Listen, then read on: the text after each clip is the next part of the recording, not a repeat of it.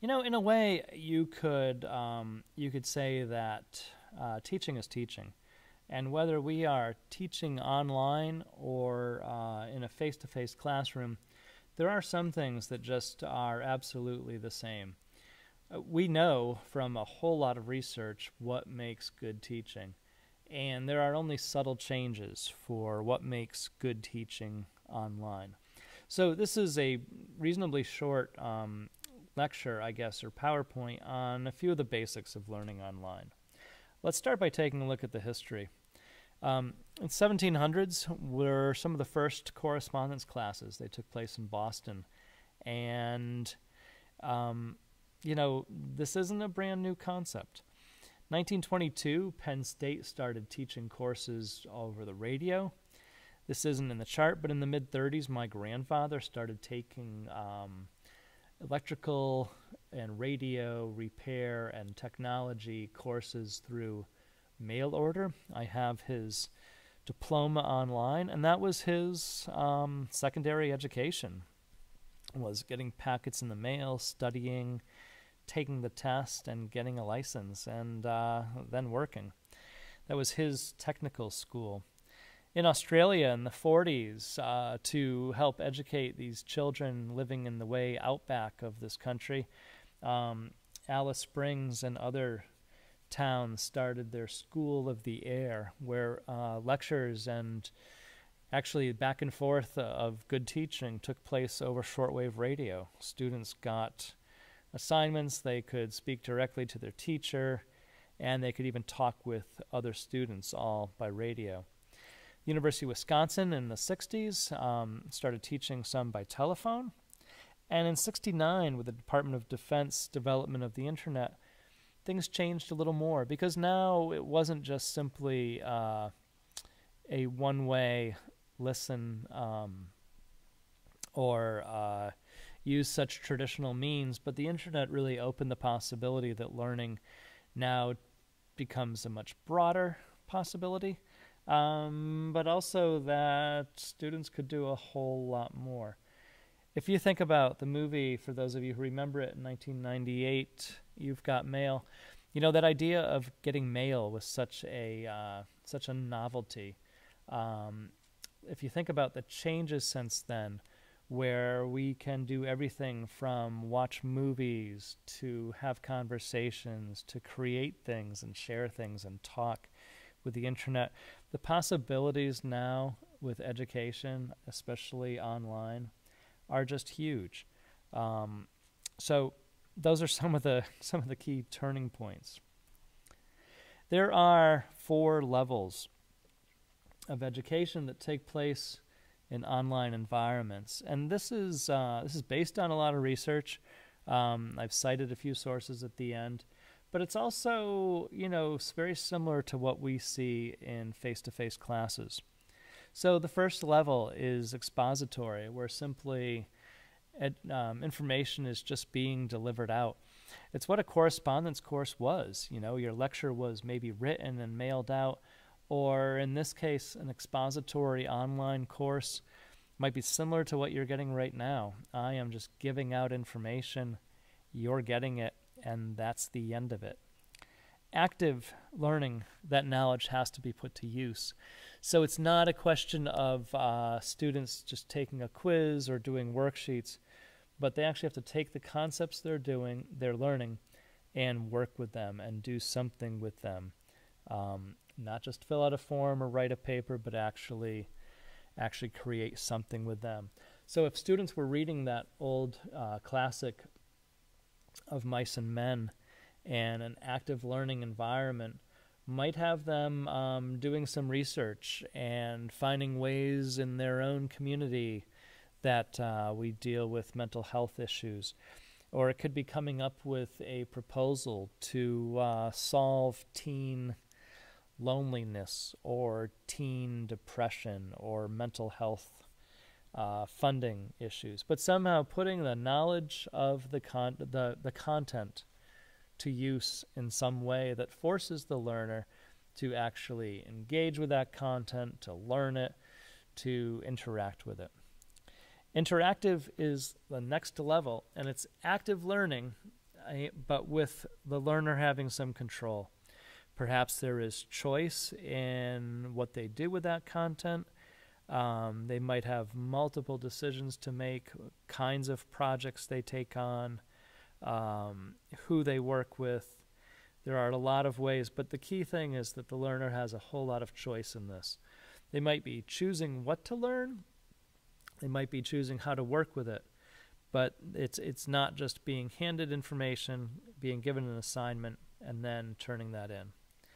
And lastly, the other thing to think about is whether the learning is taking place in a synchronous or asynchronous environment.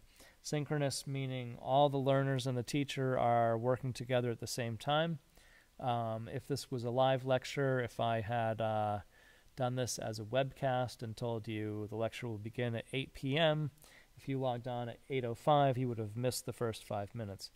Asynchronous, I put the material up, you access it at any time. You could be in this course at 2 a.m. or 2 p.m., and it doesn't really matter. There are a whole lot of benefits to online learning. I am a fan of it. I am also very aware that there are numerous deficiencies to online learning. So let's look at a few things from the research.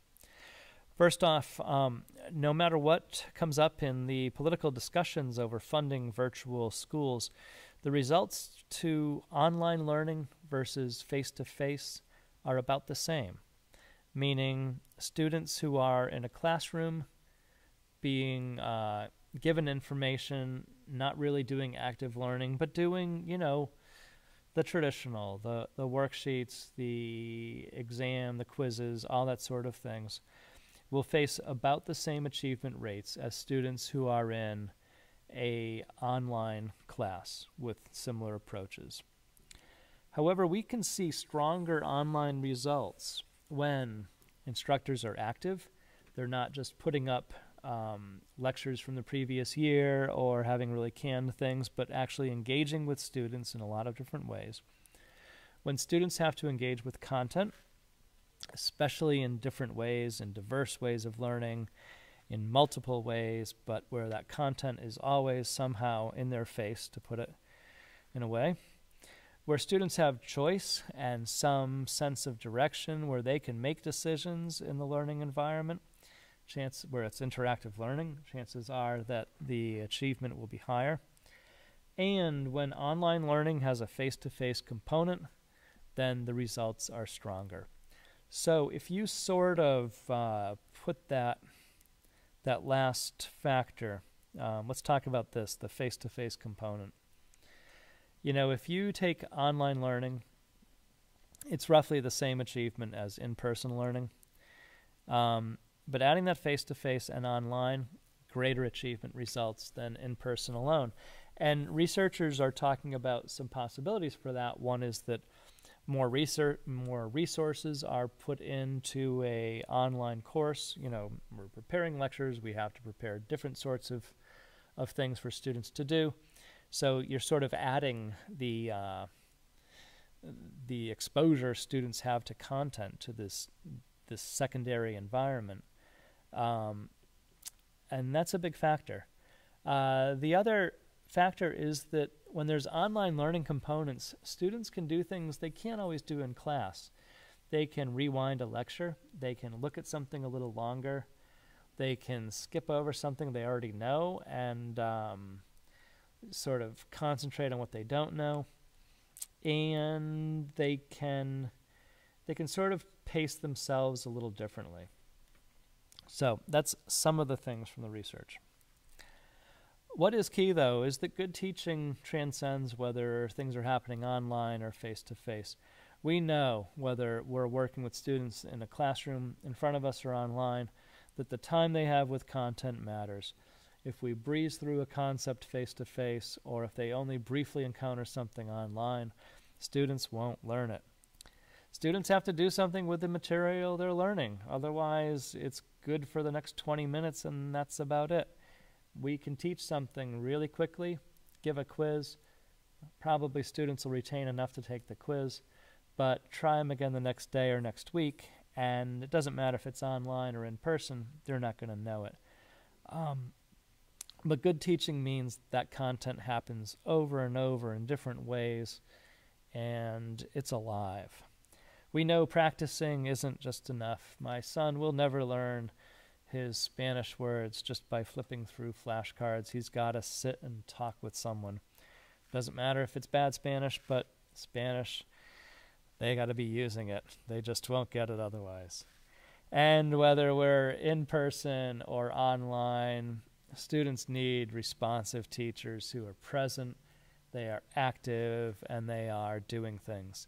Now online, that can be a teacher who is steadily in the forums, always popping in and out, or it could be a teacher who starts off a forum, tosses in a few occasional comments, but then is steadily sending out personal messages, or talking with students on the phone, or texting them, or doing all kinds of other things that we do, or suggesting links. Students have to know that there's a teacher there who is listening, hearing them, and aware of what they're doing. So those are all keys. We know learners have to interact both with the content, the instructor, and in online learning, especially with other people. While people can learn things on their own, we find in research that they learn better and stronger when it happens somehow interacting with other people. So you'll be doing that in here as well. There are a lot of possibilities, ways for online learning to take place. It can be just like you are now in Moodle or in Blackboard, the two probably most popular online learning platforms used all over the place. Moodle is free. Blackboard places have to pay for. Moodle's like driving, the kind of the economy car, and Blackboard's like driving the luxury car, but there it is. But you don't need a platform like these things. You can use places like WordPress, Weebly, one of my favorites, Wix, Blogger, any other website maker can offer ways for students to learn online, and some of those are far better than the more formulaic Moodle and Blackboard.